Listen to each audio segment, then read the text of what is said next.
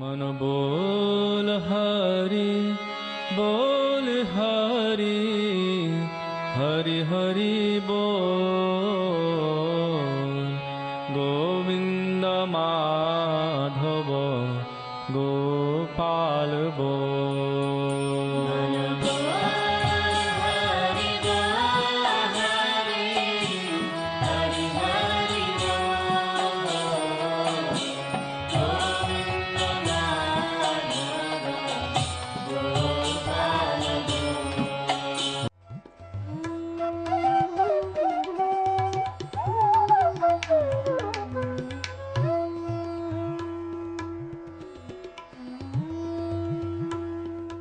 ओम विष्णुपाद अष्टोत्तर शत श्री श्रीमद् भक्ति वेदांत नारायण गोस्वामी महाराज जी का शुभ आविर्भाव सन 1921 में बिहार के बक्सर जिले में मौनी अमावस्या के दिन अर्धरात्रि में हुआ था। प्रारंभ से ही इनकी धर्म में रुचि थी। बचपन में ही उन्होंने गीता रामायण आदि का अध्ययन किया था। संसार से अत्यंत तीव्र वैराग्य होने के कारण 25 वर्ष की आयु में ही वे गृहस्थ जीवन त्याग कर मठ में निवास करने लगे। सन 1946 में उन्होंने नित्य लीला प्रविष्ट ओम विष्णुपाद श्री श्रीमद् भक्ति प्रज्ञान केशव गोस्वामी महाराज जी से विधिवत दीक्षा प्राप्त की तथा सन 1954 में संन्यास ग्रहण किया। मथुरा में निवास करते हुए अपने गुरु की आज्ञा तथा कृपा से अनेक ग्रंथों का हिंदी भाषा में अनुवाद किया है। इनके प्रमुख ग्रंथ हैं श्रीमद् भगवद गीता, गीत गोविंद, जैव धर्म, वेणु गीत, भजन रहस्य, ब्रजमंडल परिक्रमा, श्री श्री बृहद भागवतामृतम। इन सभी ग्रंथों का English, Spanish, Dutch, French, German, Russian, Italian, Portuguese, Chinese आदि विश्व की अनेक भाषाओं में अनुवाद हो रहा है। लगभग पिछले 60 वर्षों से श्रील भक्ति वेदांत नारायण गोस्वामी जी महाराज ने भारत एवं विश्व के सभी प्रमुख देशों में शुद्ध भक्ति का प्रचार किया, अर्थात भक्ति योग की शिक्षा प्रदान की। श्रील गुरुदेव के भक्ति प्रचार कार्य से प्रोत्साहित होकर अमेरिका के ह्यूस्टन के मेयर द्वारा श्रीमान लीपी ब्राउन ने 31 मई सन 2003 को इन्हें ऑर्डिनरी सिटीजनशिप एवं गुडविल एम्बेसडर के सम्मान से विभूषित किया। सन 2003 में ध्वजाचार्य पीठ तथा विश्व धर्म संसद ने श्रील गुरुदेव को कृष्ण भक्ति, विश्व भर में सनातन धर्म के प्रचार प्रसार तथा ब्रजमंडल के संरक्षण एवं पुनरुद्धार हेतु अनेक अथक प्रयासों के लिए योगाचार्य की उपाधि से सम्मानित किया। इस प्रकार संपूर्ण विश्व में प्रेम धर्म का प्रचार प्रसार करते हुए श्रील भक्ति वेदांत नारायण गोस्वामी जी महाराज ने 29 दिसंबर 2010 को श्री जगन्नाथपुरी में अपनी भौम लीला को संवरण किया। वे अपनी दिव्य शिक्षाओं में और अपने निष्कपट आश्रित जनों के हृदय में सर्वदा विराजमान हैं।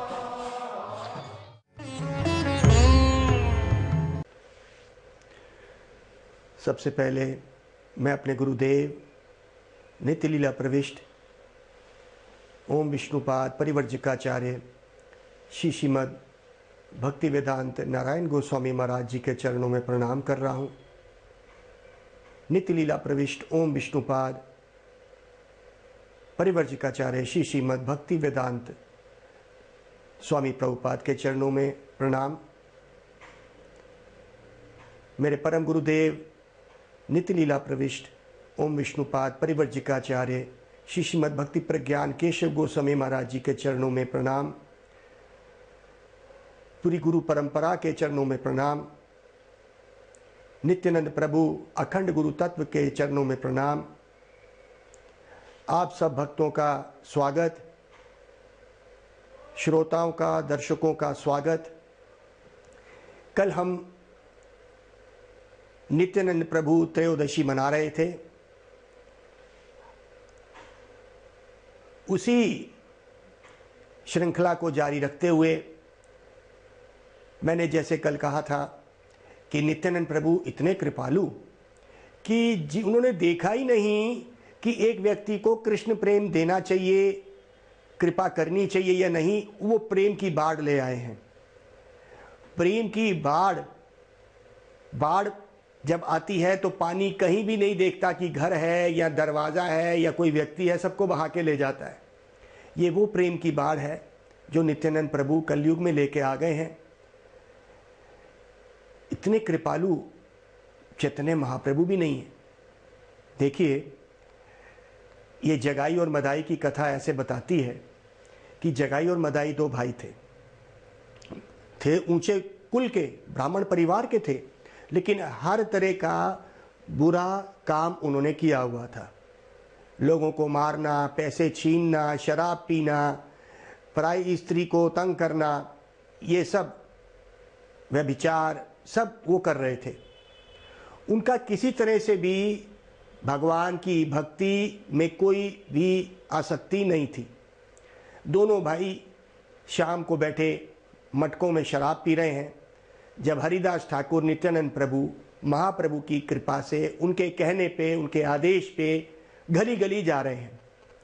हरिदास ठाकुर और नित्यानंद प्रभु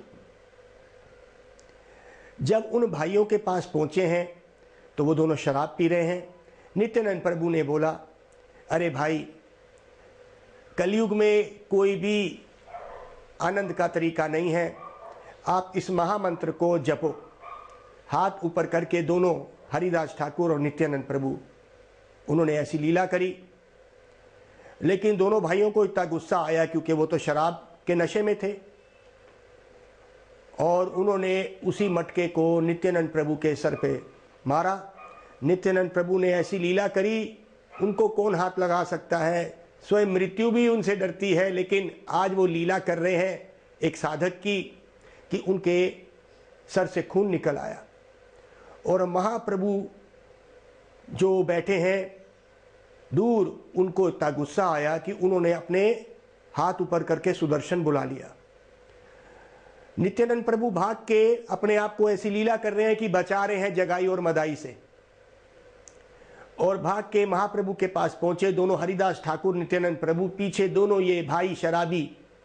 जब इन्होंने देखा कि सुदर्शन इनके पास चलने ही वाला है, दोनों गले कटने वाले हैं, दोनों भाई चरण पड़ गए। महाप्रभु नित्यानंद प्रभु ने महाप्रभु से कहा कि महाप्रभु, आप इस अवतार में, इस कलयुग में आप आए हैं, आप अस्त्र शस्त्र नहीं लेके आए हैं, हम ही आपके अस्त्र शस्त्र हैं। ये हरिनाम ही सबसे बड़ा अस्त्र है जो इस कलयुगी जीवों के हृदय में उस काम क्रोध का नाश करेगा, वही इनका असली दुश्मन है। तब महाप्रभु ने कृपा करी। देखिए नित्यानंद प्रभु कितने कृपालु हैं। चैतन्य महाप्रभु को फिर भी थोड़ा गुस्सा आ गया, लेकिन नित्यानंद प्रभु को इतने शांत थे कि उनके ऊपर उन्होंने प्रहार भी किया जगाई और मदाई ने, लेकिन नित्यानंद प्रभु ने महाप्रभु को कह के उनके ऊपर कृपा कराई और दोनों भक्त बन गए। ये कथा हमारे चैतन्य भागवत में, चैतन्य चरितामृत में चैतन्य भागवत वृंदावन दास ठाकुर ने लिखी है, और चैतन्य चरितामृत कृष्णदास कविराज महाराज ने।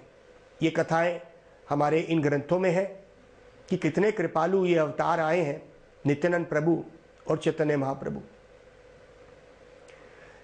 कृष्णदास कविराज महाराज तो यहां तक भी कहते हैं, जगाई मदाई होइते मुईते पापिष्ट, पुरुषेर कीट होइते मुईते लागिष्ट।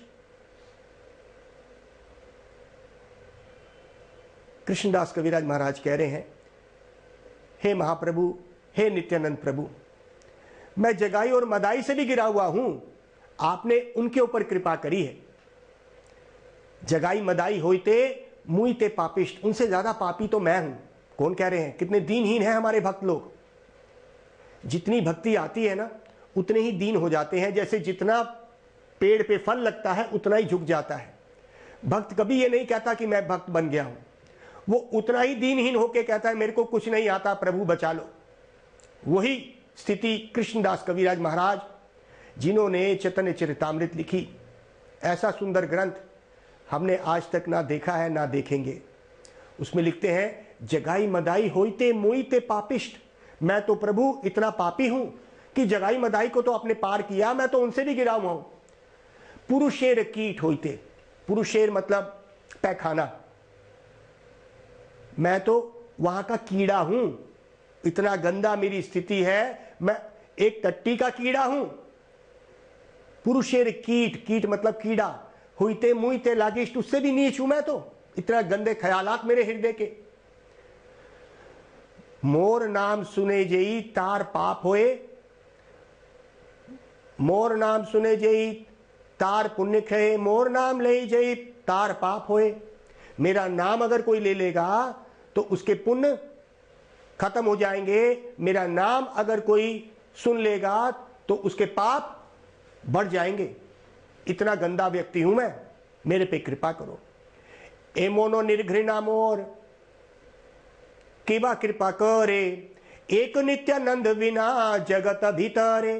कहते मैं इतना गंदा हूं कि मुझे यह पता है कि अगर मुझे कोई कृपा कर सकता है मेरे अवगुणों को देखते हुए, ए मोनो निर्घृणा, इतने सब मेरे से घृणा करेंगे, मैं अपने आप से भी इतनी घृणा करता हूं, इतना नीच हूं मैं। किबा कृपा करे, कौन मेरे पे कृपा करेगा? तो कृष्णदास कविराज महाराज आगे कहते हैं चैतन्य चरितामृत में, एक नित्यानंद विना जगत भीतरे। एक पूरे ब्रह्मांड के ब्रह्मांडों में अगर कोई कृपा कर सकता है तो सिर्फ नित्यानंद प्रभु मेरे ऊपर कृपा कर सकते हैं और कोई नहीं। तो नित्यानंद प्रभु इतने कृपालु हैं, उन्हीं की कृपा से आज उन सदगुरुओं की जो परंपरा चली आ रही है, उन्हीं की कृपा से ये सदगुरु हमारे पास आए। उन्हीं की शक्ति को धारण करके हमारे गुरुदेव भक्ति वेदांत नारायण गोस्वामी महाराज हमारे बीच में आए हैं और भक्ति वेदांत नित्य लीला प्रविष्ट भक्ति वेदांत स्वामी शिला प्रभुपाद, ऐसे ऐसे सदगुरुओं ने उस महामंत्र को 7 समुद्र पार ले गए और गोरे काले और जितने रंग वाले लोग थे उनको उन्होंने उस नदी में बहा दिया, उस बाढ़ में उन्होंने, उस प्रेम में उनको बहा दिया है। तो ये नित्यानंद प्रभु की कृपा, उसके बिना ये कृपा नहीं हो सकती थी।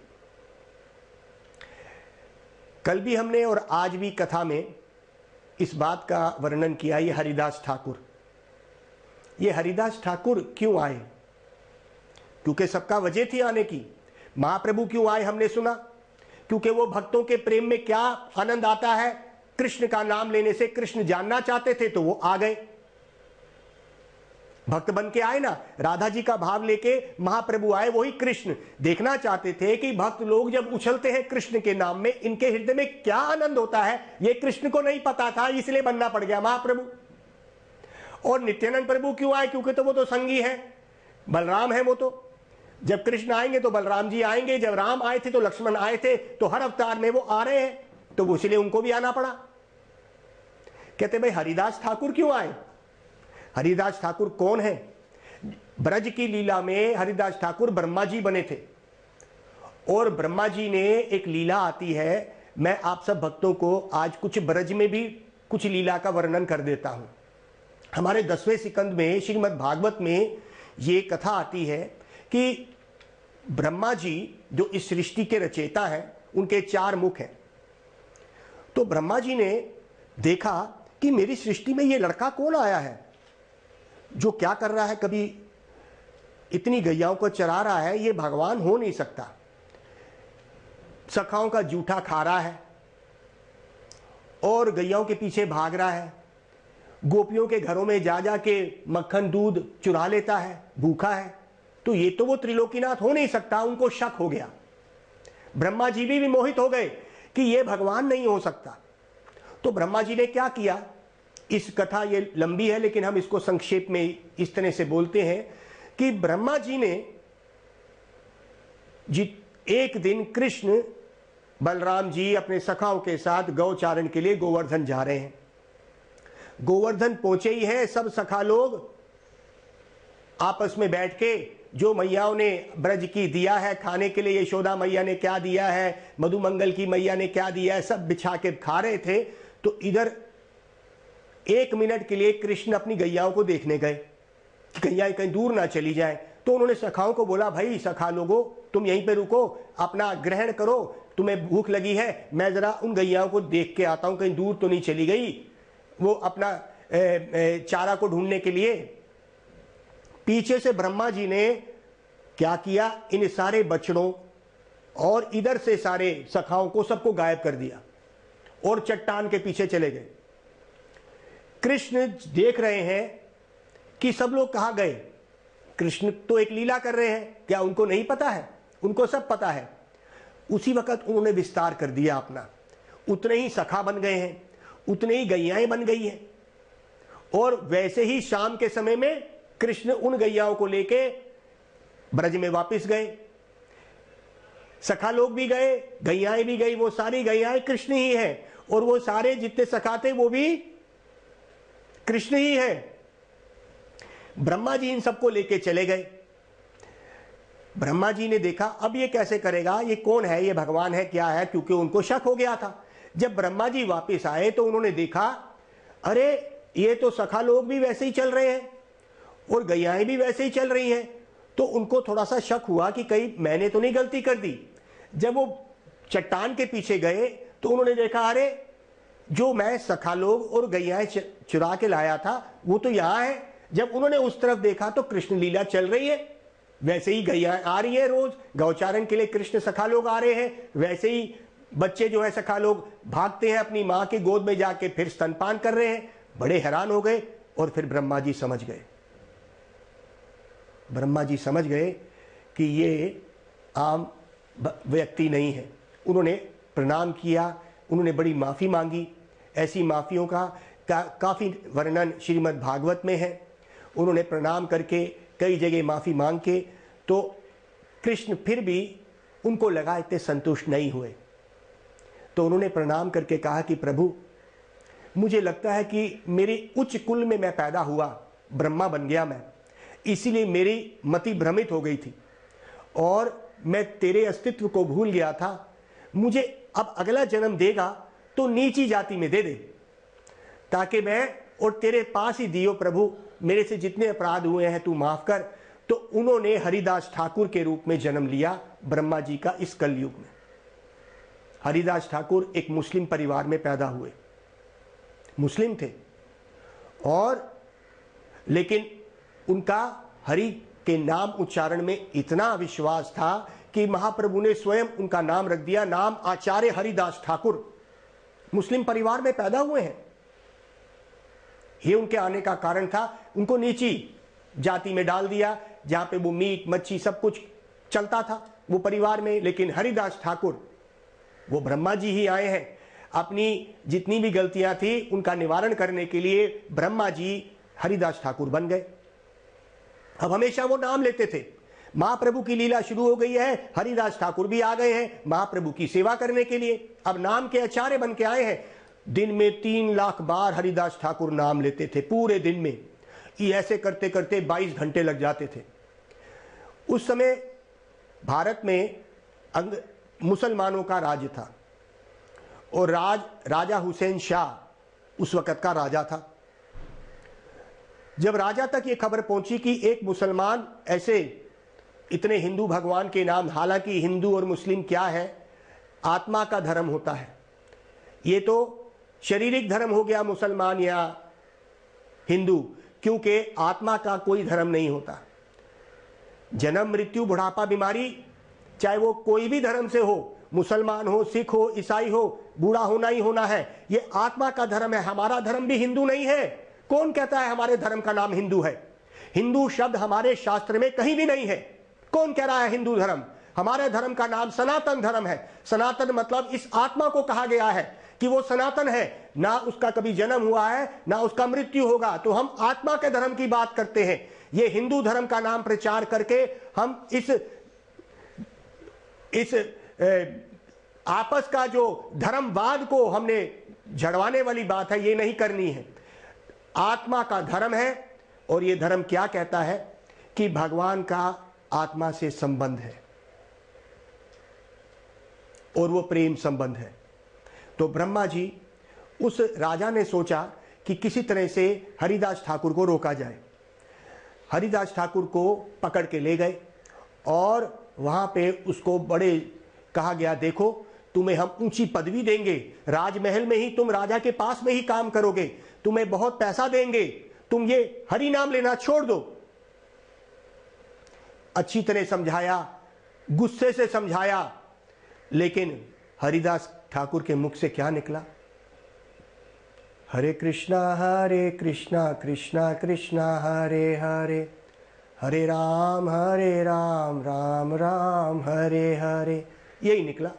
अब बताइए, किसी व्यक्ति को बोला गया तेरे को बड़ी नौकरी दी जाएगी, बड़ा पैसा दिया जाएगा, राजा के पास रखा जाएगा, लेकिन उन्होंने देखिए क्या निष्ठा से हरि नाम करा, उसको धक्के मार के बाहर निकाल दिया राजा ने। अब राजा के सैनिकों ने कहा भाई ये तो इतना हरि नाम ले रहा है, दुनिया इसके पीछे लग गई है क्योंकि ये मुसलमान है और भगवान का नाम ले रहा है, ये बात ठीक नहीं। तो राजा ने कहा कि देखो एक वैश्या को भेजो इसके पास, तब इसका पता चलेगा, लोगों के अंदर इसकी बदनामी होगी जब ये वैश्या का भोग करेगा। तो एक वैश्या को भेजा गया। हरिदास ठाकुर जंगल में भजन कर रहे हैं, उम्र ज्यादा नहीं थी, वैश्या को भेजा गया। वैश्या हरिदास ठाकुर के पास आई, जंगल अकेला, हरिदास ठाकुर हरि नाम कर रहे थे। आपको पता है कौन सा हरि नाम कर रहे थे, कौन सा मंत्र जाप कर रहे थे? अब तो पता चल गया होगा। हरे कृष्णा कृष्णा कृष्णा हरे हरे, हरे राम राम राम हरे हरे, ये जाप चल रहा है। 22 घंटे लगते थे 3 लाख बार नाम जप करने को हरिदास ठाकुर को। अब इस वैश्या ने देखा और उसके पास आ गई हरिदास के। हरिदास ठाकुर समझ गए। वैश्या ने कहा कि मैं तुम्हारे साथ संभोग करना चाहती हूं। हरिदास ने कहा देखो मैं तुम्हारी बात मान सकता हूं, लेकिन आज का हरिनाम मेरा पूरा हो जाए तो मैं आपकी बात मान जाऊंगा। तो वैश्या ने सोचा अगर हरिदास खुद ही मान जाएगा तो क्या करने की जरूरत है। तो हरिदास ने कहा तुम बैठो, मैं हरिनाम करके तुम्हारे साथ जो तुम कहोगे हम करेंगे।